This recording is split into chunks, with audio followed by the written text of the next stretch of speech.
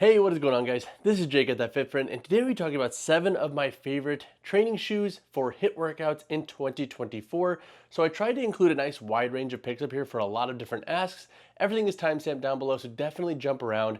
But all that said, let's dive into our first model. All right, so the first model I want to cover is the On CloudPulse. Now, before I talk about the pros, cons, and who this is going to be best for, honorable mention can be the On Cloud X4. I actually cut this pair in half to see what was inside to test the midsole density and whatnot. But the reason I didn't include the On Cloud X4 as my #1 pick here is because when you start getting really into the rabbit hole with cross training and HIIT style workouts, and you're doing a lot of aggressive cuts and lateral movement, that's where the Cloud X4 I think can fall a little bit short. This midsole just doesn't have enough of a rigid base to it to really support you, and you start to spill over a little bit in the forefoot in this model. So all that to say, the Cloud X4 can work for HIIT workouts, but it's not my favorite from On when it comes to upper security and giving you kind of this more well-rounded approach to a vast range of HIIT workouts. The On CloudPulse, who is this shoe going to be best for? So I think if you are somebody who likes having a more built-out platform with your training shoes, and let's say you do like a little bit more support through the arch and your boot, that's where the shoe is going to make a lot of sense. It works really well for casual weightlifting,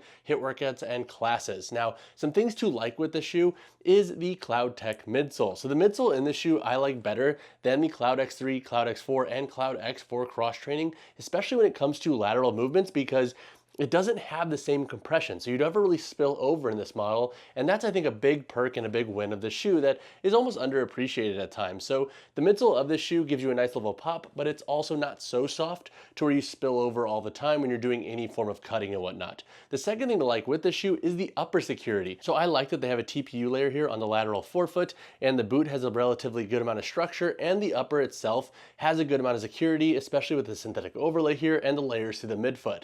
So if you're looking for a shoe that's going to lock down your foot pretty well for your HIIT training, the CloudPulse can be a great option to look into. And the third thing to like with this shoe is if you need a little bit of arch support in your shoes, this can be a good option to go with. This model is going to give you and have a bit more of an arch feeling to it. So if that's something you're after, you'll notice that with this model. And it also sizes a tiny bit wider than other On shoes, which I personally like. I have an E to double E with foot, and the shoe fits me pretty dang well. Now, a couple of cons that come along with the shoe: it can feel relatively heavy and clunky at times. Now, the physical weight of the shoe is not super heavy. However, what I mean by heavy and clunky is that with its wider base here, it doesn't necessarily feel like the most athletic. It's not going to be the most sock-fitting shoe on your foot. So if that's something you're after, you might want to consider that or look into some of the other options in this video. And the second con that I have with this model is if you have a flat foot, you'll want to pass on this shoe. I don't think you're going to love the arch in this model. It's probably going to feel very aggressive and like it's jamming into your midfoot. So definitely try this model on in stores if you can, or if you do have a flat foot and you do want to buy this model, I would highly suggest trying them on, keeping them in great condition so you can return them in the event you need to do so. And then when talking about sizing, I would say go true to size in this model for most folks. Again, it's not going to be the best model for flat feet. I have a normal arch and E to double E width foot, and this model fits my foot really well. But I think if you're pushing like 3E, 4E widths, you might want to steer clear of the shoe too, because you might start to feel this lateral sidewall a little bit more. All right, so the next model I want to discuss is the Nike Free Metcon 6. However, I want to give an honorable mention to the Nike Air Zoom TR1. This model has been really awesome for my HIIT workouts. They have some steep discounts right now, so if you want to save a little bit and you want a consistent shoe for some weightlifting, but then also some HIIT, this can be a great option to look into. And some callouts with this model are its bouncy midsole and the fact that it has an Air Zoom packet that runs pretty much throughout the sole of the shoe. It just gives it a little bit more bounce. So now all that to say, the Nike Free Metcon 6, who is this model going to be best for? So I call this kind of like the best in all-one shoe from Nike. If you're somebody who likes to take a class, do some weight training, some cross training, and then also some short runs on a weekly basis, that's where this model is going to excel. And I think if you're kind of on the fence of what you need from Nike, this is a good starting point for most individuals. Now, I will say the Nike Free Metcon 4 and 5 had a bit more density to the midsole. So if you do want this shoe for a bias towards strength training and you don't want to go with the Metcon 9 or 8, which are notoriously more stable, then you might want to go with the 4 and 5. You could also save a little bit of money doing so. But 3 things to like with the Free Metcon 6. I like the feel of this model's free midsole. It's a little bit softer and more bouncy than the 4 and 5. So in the context of being on your forefoot more and having a bit more flexibility and responsiveness, I think the 6 feels really good. The second thing to like with this shoe is the upper security that you get with the forefoot and midfoot of this model. I have yet to have any major major spillover issues in the shoe. And with the midsole of this model, it kind of flares out, so it gives you a little bit of base as well. It doesn't feel nearly as unstable at times as the free Metcon 4 and 5 could. Because this model doesn't have such an aggressive arch too and whatnot, it just gives you a flatter feel. It almost feels, I think, similar to the old free Metcon. And I know it's an acquired taste, but if you are after that shoe that has a slightly flatter midfoot regarding the surface area it's going to give you, that's where the free Metcon 6 can make sense too. The third thing to like with the shoe is its general comfort and the fact that they beveled this heel a little bit. So in the free Metcon 4 and 5, an issue I had with those models, especially for HIIT workouts where I was doing short interval runs, the heel was kind of clunky. I almost call it like a horse hoof at times. This model feels a lot more seamless and it just feels very comfortable on the foot. Now, two cons that I have with the free Metcon 6. Number one, if you are doing heavy sled pushes on turf, I learned this the hard way, but this midsole up here can split. Now, it doesn't happen every single shoe and it's a super niche case, but definitely keep an eye on that. If it happens very fast, I would highly suggest keeping an eye on that so you can return them and hopefully get them swapped out. The second con that I have with this model is with this boot, it doesn't have a ton of stretch. So if you have a high instep or a very voluminous foot or very thick foot, you might have to struggle to get your foot in here. It can be a little bit annoying at times for your specific foot anatomy. Now, when it comes to sizing, I would say go true to size in this model. Again, normal arch, E to double E with foot. I size this true and it feels really good. Now, it does have a bit of arch, so it might be a turnoff for flat feet, but I do appreciate that this model has been widened a little bit compared to prior models, so it should fit wider feet a little bit better. The next model I want to cover is the PUMA Power Nitro Squared. Now, honorable mention here could be the Power Frame TR2. I didn't include it though because the stock and sizes are getting really low on that model, so it didn't make a whole lot of sense to include it in a 2024 video. Now, who is this shoe going to be best for? I think if you are somebody that likes a thicker midsole with your training, and let's say you're navigating any form of discomfort with your feet on a normal basis, this can generally give you a little bit of support. And now I don't want to blanket that out and throw out medical terms because that can be very individual, but all that to say, this can be a pretty good shoe regarding support if that's something you need in your training journey. Now, three things to like with the Power Nitro Squared is number one, I really like the nitro foam midsole in this shoe. Now, it takes a while to break in, but I almost see that as kind of a good thing because it gives you a lot of responsiveness. So for example, this forefoot, like I have worn this shoe a bunch and it still fights me a little bit. And so when I'm doing anything where I'm really focusing on driving through my forefoot, you pick up on the responsiveness of this. And I think it's gonna be good for folks who might also be a little bit more heavy set and need a bit more of a dense midsole that's gonna be responsive long-term and not compress super easily. So I like that with the nitro foam midsole in this shoe. The second thing to like with this model is the lateral support that you get with this shoe. Its midsole comes up a little bit on both sides, and if you're doing a lot of forefoot work where you're side to side,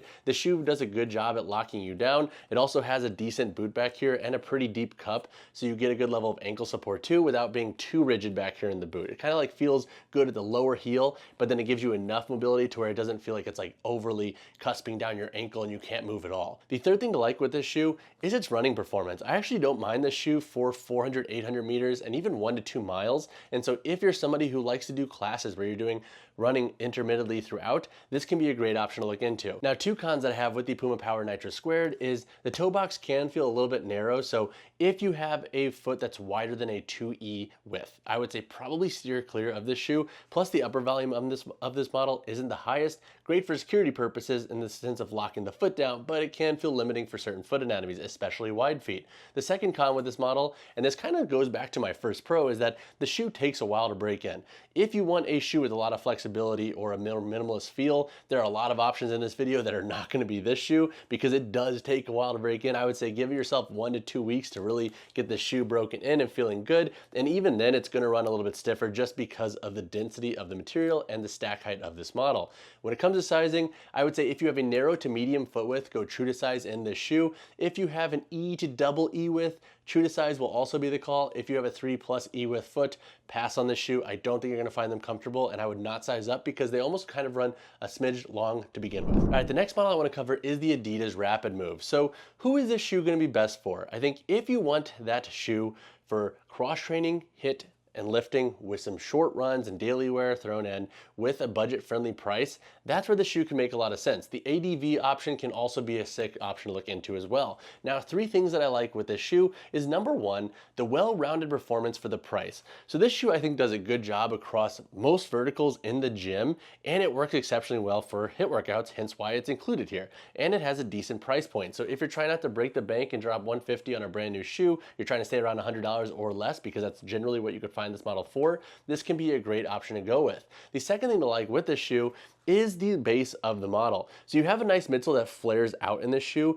and if you're doing lateral work or if you're just doing lifting, you have a good stable base in this shoe. And also when you're doing plyometrics or forefoot heavy jump rope, box jumps, etc. and HIIT workouts, this model can feel very planted and stable, but then also responsive enough to give the shoe a nice comfortable feel in those asks. The third thing to like with the shoe is the torsion system. So that's basically this TPU layer that runs from the forefoot into the midfoot and back here into the heel. It gives this shoe a bit more of a stable feeling in the midfoot, but then a bit more pop up here in the forefoot, especially at that toe break. So if you want that shoe, again, that's going to be responsive and stable, but also budget friendly, that's where the shoe can excel. Honestly, I've been very happy with this shoe. It's not going to be your best model for CrossFit or longer runs, but if you need that shoe for HIIT workouts and doing a bit of everything, it's really tough to fault the RapidMove or the RapidMove ADV.